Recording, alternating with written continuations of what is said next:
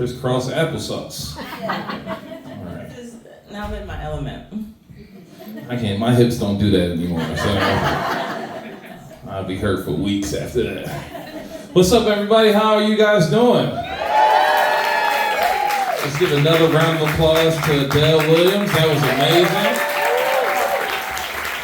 Also, everybody who was a part of the project, let's give them a round of applause as well. I am really excited to be here, and I wanted to let you know that before, first of all, I was happy when Poppin' Creative reached out to me to do this. It made my heart so warm inside to the point where I almost did it for free. I realized that's not how you go about things out here, so I also realized that's why you have management to take care of those type of things. So yes, I am looking for management.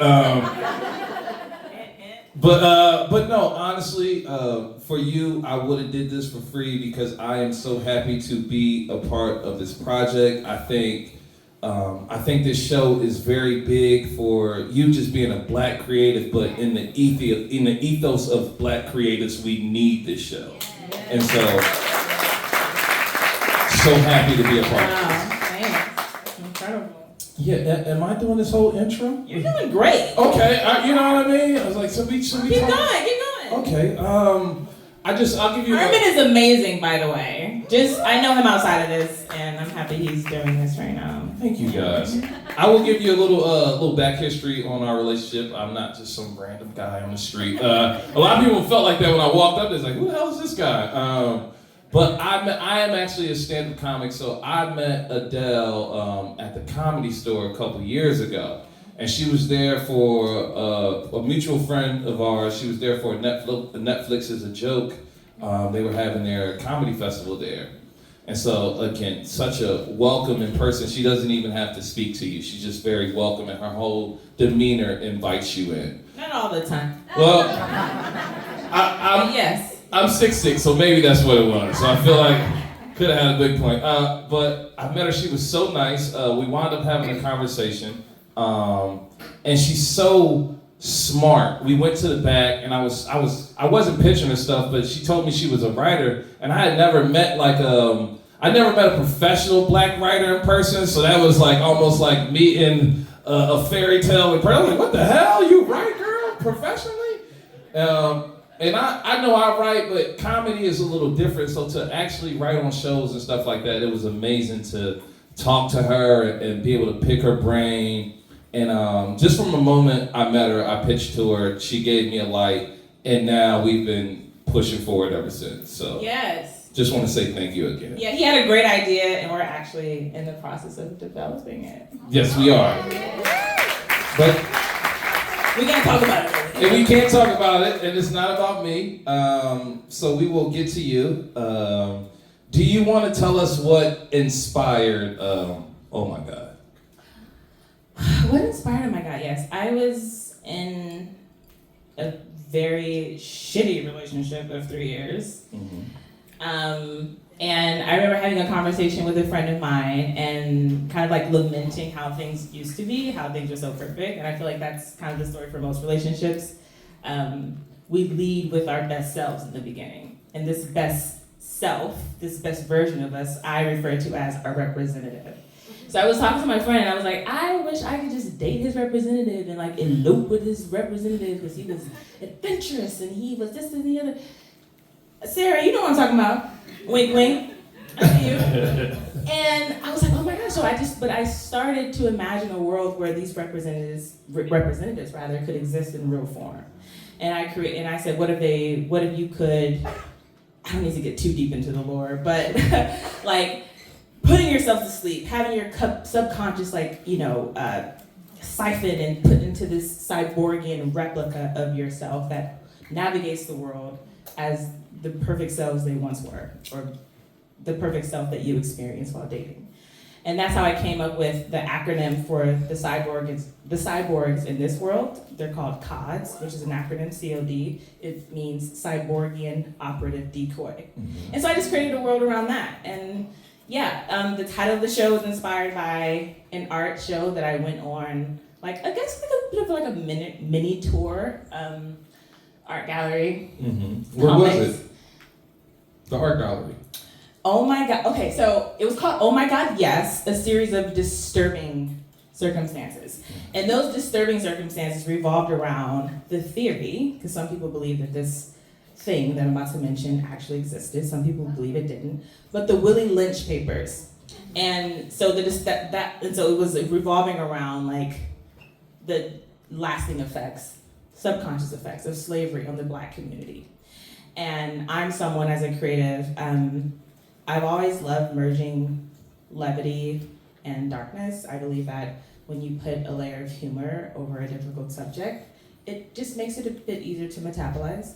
And so I was having a very difficult conversation in these galleries, but the comics were funny. But I'm talking about like the Willie Lynch papers and like slavery and like the methodical like separation of like the Black men from the home and like the lasting effects of that. But yeah, that's how I came up with this title. Oh my God, yes. Yeah, I had like the Willie Lynch papers like at the entrance of the gallery and. Yeah, I mean, the fact that you got this from that is amazing. So.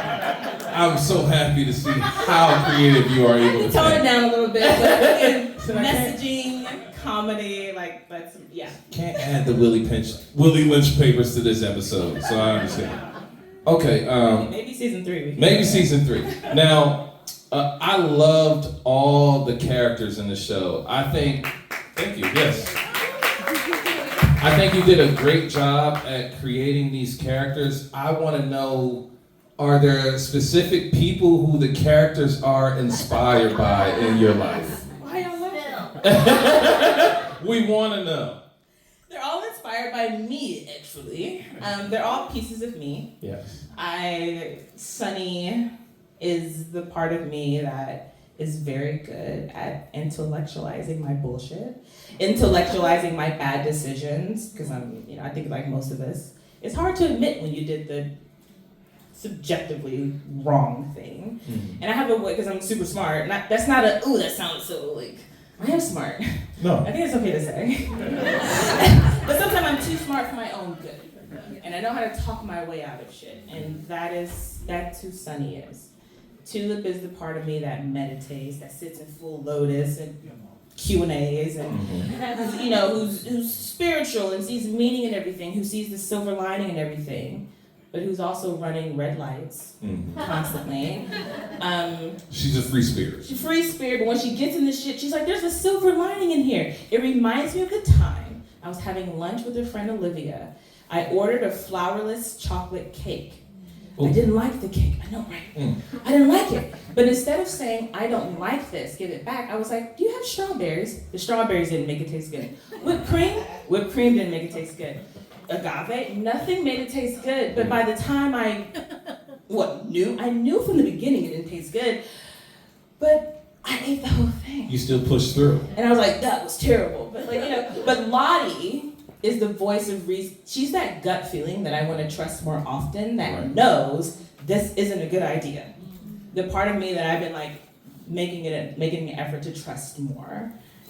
And she's that like in a person. She's no nonsense. She's the version of me that was taught how to fight. Growing up in South Central, she's the version of me that will cuss you out if I have to. She's that. And I just blew life into each one of those parts of me and created whole people. Oh, I love that. Let's give another round of applause. I think for sure Lottie is one of my favorites just because we all need a ride or die friend like that. Yeah. Who's, especially when it's always gonna have the blicky on her. You know what I mean? And she gets a new blicky. And she gets a new blicky next episode. I love that. But yeah, I love her being there for you. I feel like you're all there for each other, but Lottie is just like that voice of reason that you need. I also love, you guys didn't get a chance to meet Jamal, but I love his character as well. Jamal is here. Jamal's here. But Jamal is, he's fucking low. He's right here. Let's give Jamal a round of applause. he's a male robot in the series, and he is Sonny's love interest. But it is very relatable because there's one episode where he can't say "I love you," but it's not his fault. He atomically can't say it's not built into his programming. You know what I mean? So. And right now, he's just too broke to afford new programming. So when you say you deal with double entendres, I love that because I'm a comic, so we love double entendres if I could ever say it right.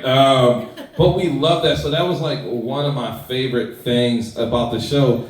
And I wanted to know, how does the show balance humor with the exploration of serious topics like womanhood and tech and technology? How does it balance? Yes. How does it? Womanhood and tech.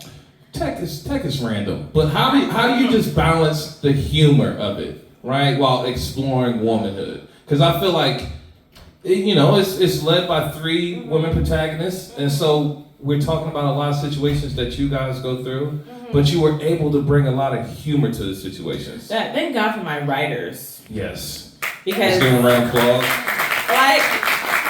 I have my own sense of humor, but then you bring writers into the room and you're like, yeah. Branson Reese, again, who wrote and conceptualized the first episode we watched, the joke with honestly, there's no way I could have ever thought of this fucking joke when the reporter says, Adam, are you reporting? We're a news. Are you reporting the news? We're a news watching family. Right, that's hilarious. I would have never thought of that in a million fucking years, and Branson fucking Reese thought of that, and it had me laughing so hard in the room. Kimberly Walker, I don't know if she's here. Hey girl! Kimberly! I don't know how many of you guys saw the trailer. There's a scene where there's a sloth stripper slowly coming. That was her fucking idea. That's hilarious. I would have never. And so it's because of these writers, right? And because of the directors, Greg Franklin, who's in the room, and Brian, it's because of this story. It's a collaborative effort. Because alone, I don't know how to do this. I have an idea. But what we just watched is not, you can't be, this wasn't made on an island, and so I would have an idea, I would spitball it in the room, and they would, say this is what I think we should do with it, and it was always fucking genius. Yeah, again, shout out to the writers, you guys did an amazing job. Are the other writers here? I don't know if They're here, we got one back there. I know Branson, Kimberly, I don't know if anyone else. Okay, all right. Well, round of applause for you guys. Thank you guys for being here. I said the writer's strike is over now. They're not going out no more.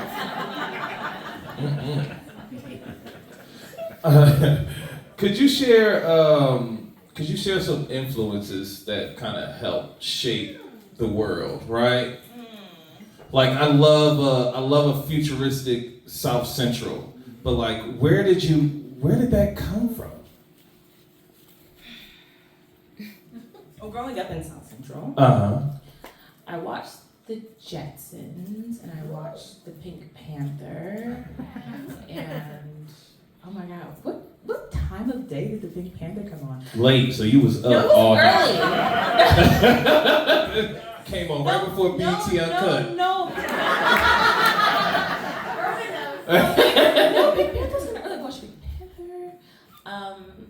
I remember really loving the movie The Fifth Element. Yeah, that was a great movie. Yes. Chris Tucker, honestly, it was Chris Tucker in the velvet dress with the roses around the collar and the leopard print suit and just the physical the physical comedy and the animation he brought into that. But I've always been a lover of sci-fi, and growing up, I didn't see a lot of Black people in sci-fi spaces.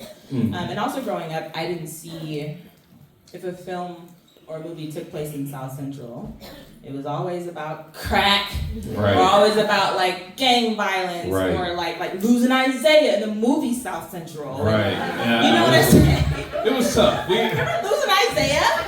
I've actually been Halle scared. Berry, Yeah. it took her Ohio because she was a drug. Like it was. Yeah. South Central was just always associated with doom and gloom.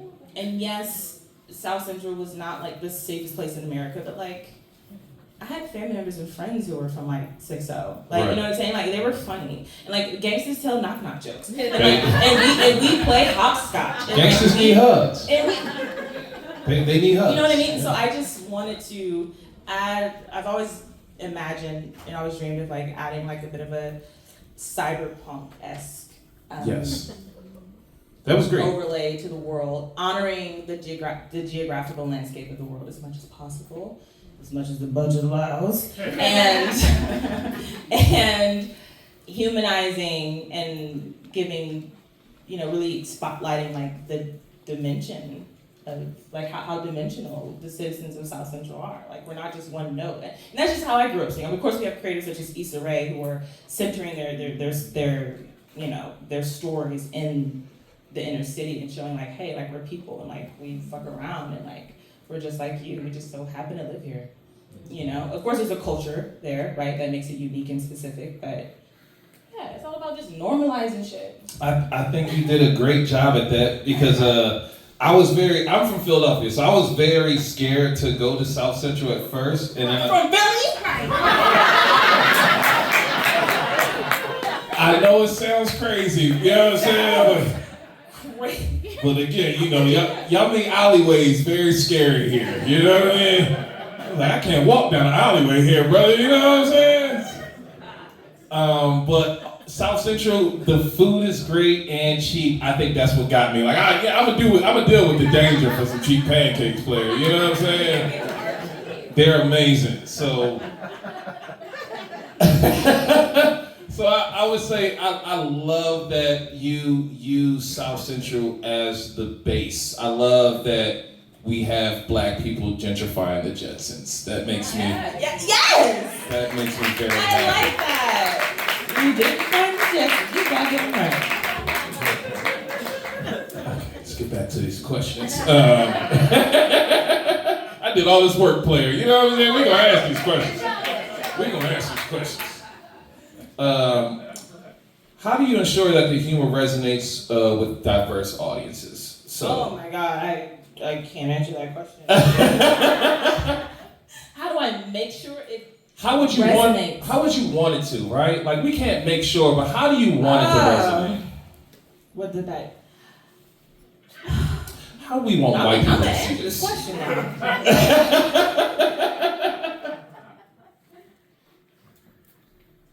I believe in taking your time to answer questions. No, we're in no rush. This is yours. This is your event, man. Let me think about this. Ask me one more time? Okay. How do you ensure that the humor resonates with diverse audiences? You can't ensure a fucking thing. Yes, That's the thing. there you go. That's the thing that like it's kind of scary about it. But it's just like a lesson in like non-attachment. And like it's a lesson in not attaching yourself to the outcome and holding yourself responsible for the outcome. You can only hold yourself responsible for the effort. Mm-hmm. And I mean, I want people to laugh, but again, comedy's so subjective. If anything, I would ideally want them to like think the way I do, which is like, like there's something being said here. Like, this isn't just a big black baby destroying the town because like being a big black baby destroying a town is cool. Like, no, there's a reason for this. But that's like, I don't know. I feel like it's hard. It's hard because this, like, the comedy resonates with like a specific audience. Mm-hmm. But I don't know. Oh my God, I'm having a hard time answering this question. I don't know how I want this to resonate. I try not to fucking think about that. Yeah. Well, you know what I mean? Like, I just try not to think about it because like I'm just trying to let it go. In my opinion, I think you did a great job of, I don't like to call it black-splaining, but I would like to... Black-splaining? Yeah. Okay, go for it. Well, no.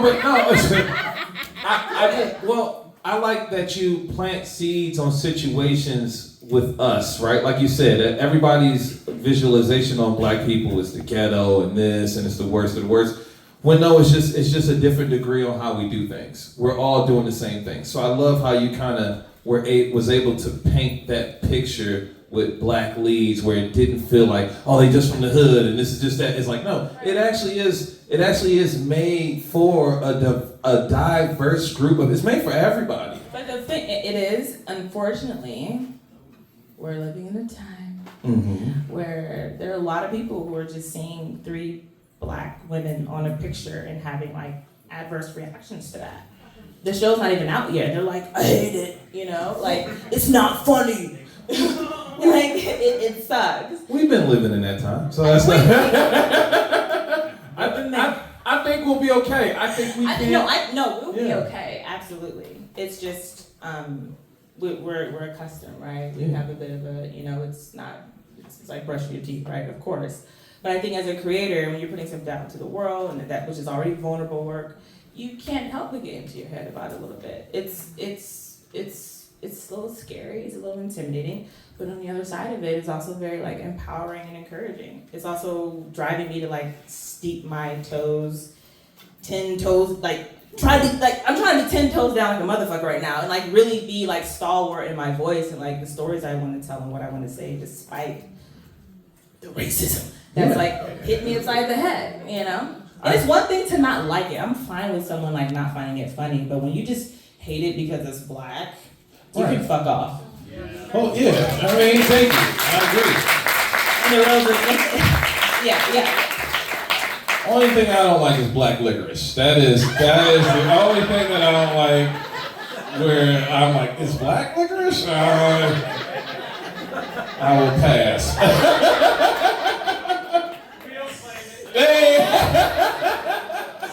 That's real. That's not like us. I think making an excellent point. Thank you. I think that's good. I think you can't really you can't control how people receive things, and also if they never saw it, then it's just hating. I feel like that's not a worry to have.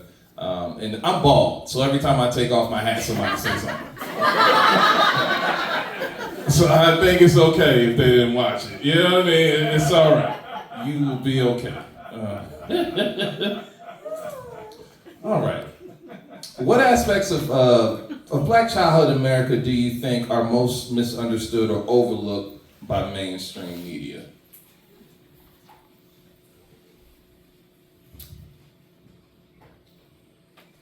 Falling, scraping your knee, and being told ain't nothing wrong with you. Very specific. Very specific. Experience, now things may have changed, I don't know. But when I was growing up, and I feel like there are a lot of, you say black childhood or African? You say black childhood. There's a lot of black parents now today who, I'm generalizing for the sake of brevity. Please know, I know that not every black parent is like this. But autonomy is not something that I experienced as a child. And I think that, I didn't have a mother that when I came home, she was like, how was your day? She never asked me that. It was like, just get out of my face. Yeah, my mom worked at the post office. It was much like that too. It was like, get out of my face. You know what I'm saying? Like, I'm hungry. You got, so I wasn't beyond what I wore to school and what cereal I drank at 8 in the morning. I wasn't given much autonomy. I wasn't brought up in an environment where having feelings wasn't, oh my gosh, we never really talked about feelings. And because we didn't talk about feelings, I didn't know how to access the language to describe a feeling I had. But I did know how to lead with anger. I did know how to lead with an attitude and say, I'm okay. This is what my mother did. My mother was the most loving, charitable person, right? So giving, opened her doors to so many people, but she had a very hard exterior. And she was one of 16 children. And so I did not know how to navigate what it meant to be human, what it meant to be sad or insecure or anything like that. And that really showed up in a lot of my romantic relationships. You know, if I was feeling jealous or sad or insecure or scared, I didn't know. One, I didn't have the balls to admit it. And two, I didn't know how to give it a name. But I knew how to be like, I'm okay. Ain't nothing wrong with me, motherfucker. And do we see a lot? We see a lot of that in the series. So. We see a lot of that series. We see a lot of that in the series, like the fronting of being of okayness. And I think that is where we get the trope of the angry black woman. Mm-hmm.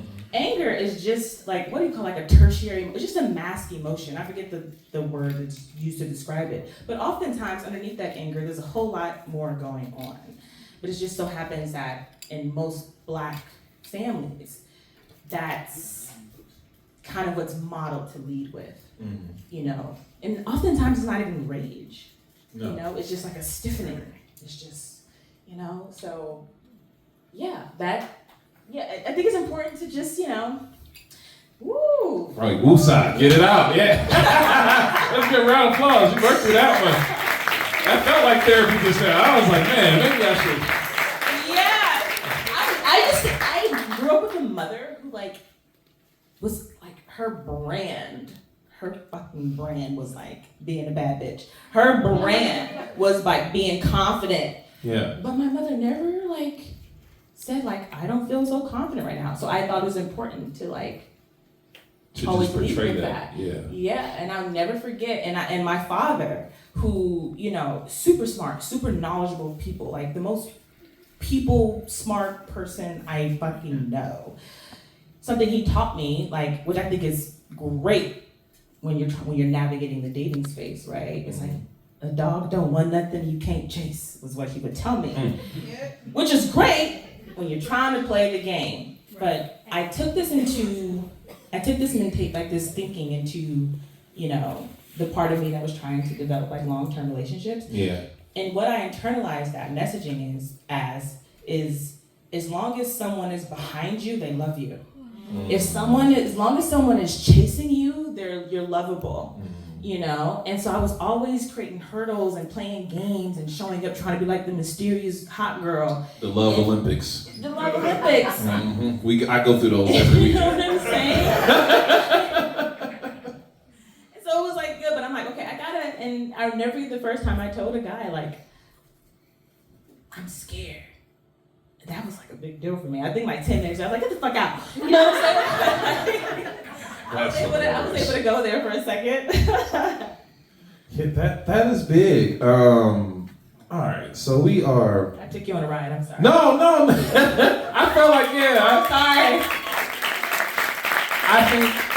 I think that's why this will be such a good show, because it's actually extremely relatable in the sense these are things that you've been through, going through, others that you know have went through it. So everything is very personal, and I feel like those are probably the best stories to tell, the ones that are personal. You know? Now it's hard to tell those by yourself because we get too attached to them. So I'm so happy that you have the team of writers you have to bring these stories to life. So I just want to give you a big round of applause on that.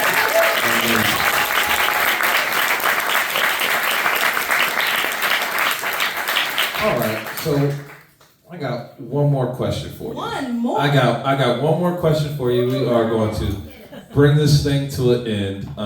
Again, just so happy to be a part of this and support you. I'm pretty sure everybody here is. What are you most proud of when it comes to this project?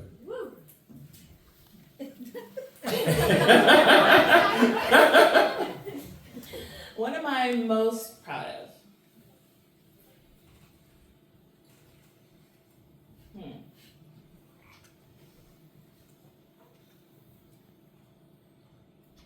It's a tough one. It doesn't have to be one thing. It could be 2 or 3. Okay. I am so proud of the team. Mm-hmm. I think I'm proud of myself for navigating this world in a way that inspires people and rallies people to, that says, yeah, I want to get behind that. I agree. 5 fucking years. Ooh. You know? She said, Dominique 66, executive producer in the building. Yeah, the team. Getting, you know, the writers, the producers, the designers, the animators, the directors, the actors, like, just, I don't know, I guess I'm proud of myself for, why do I have such a hard time doing that? I think what it is just interesting. you just don't want to feel like you boasting, but I feel like you should talk your shit. Talk your shit. I once got in trouble by my mother for like making people laugh. Okay, like she was like, "What are you doing?" I'm like, "I'm telling jokes," and I got in trouble. You deserve it. We want to hear you talk your shit. That's why we ask. Okay, on your journey. There we go. I'm proud of myself for never giving up on my journey. Who said that? And my father. Hey, pops. That's popping. Hey, that's what I'm talking about. I never gave up. I believed not in like an egocentric like manner, but ever since I was a little girl, I just had this feeling that a lot of people were gonna look at the things that I do. When I started off as an illustrator and as a painter, and I would fill gallery spaces, that was affirming. Like, okay, like people like what I do. This is cool. The biggest affirmation was when I reached out to Dominique Bro. Let's go, Dominique! Let's go! Executive producer. The Simpsons is one of my favorite shows of all time. Same. Let's go. And I reached out to Dominique, not to pitch myself, I've been trying to sell myself. I reached out to her as another Black woman in the animated space. She's the only Black female producer on The Simpsons. Has been that way for 30 years or something like that. Trailblazer. And I reached out to her, and when I showed her a trailer, I was just trying to go on YouTube. I wasn't even trying to be on TV. I was trying to create a show on YouTube. I showed her the trailer, and she was like, "This should be on TV." I was like, okay, and she was like, "Do you mind if I produce it?" I was like, "Do I mind?" Let's go. Do I mind? Where were we? What restaurant was that? Something. Bars? No. Bossa Nova. Bossa Nova. The Get Money restaurant. That makes sense.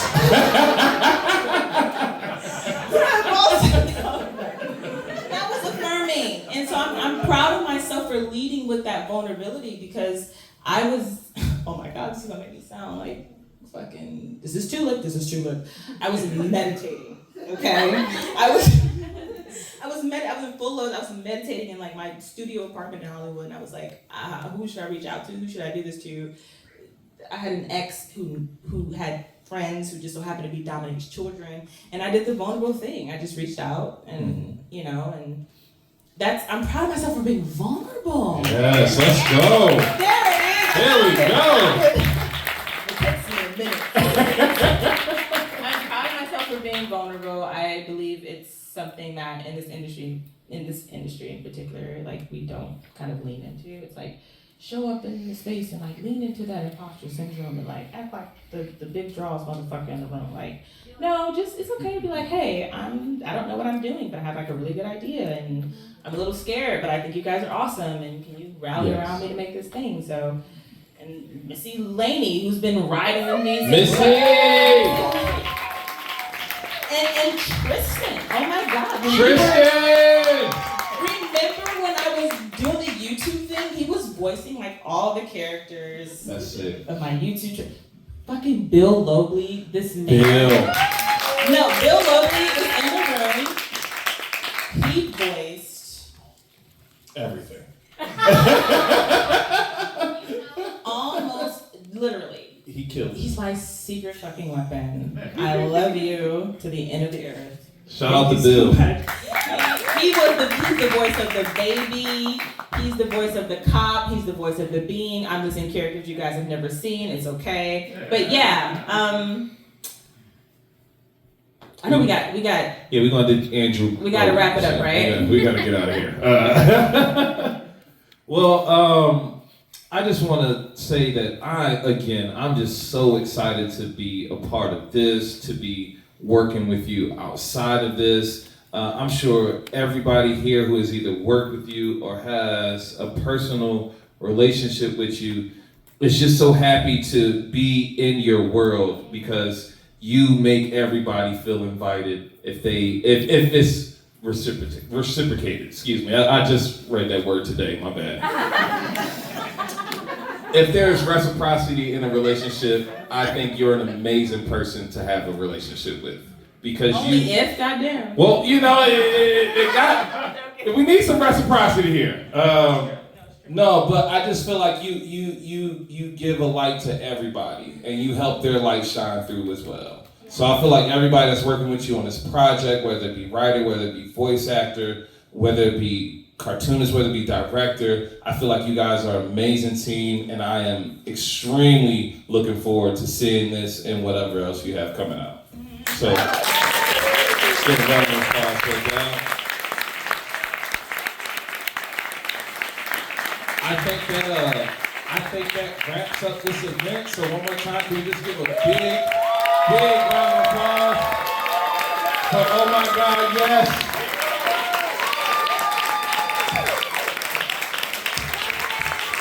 Come on, go ahead, everybody get out there. Hey, we got this. Get up, come on, let's go. There we go.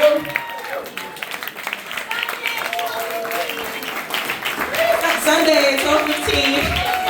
Next day on Max. Let's go. Thank you guys for coming. Get home safe. Make sure you tell everybody about the show. Drinks. Oh, drinks now.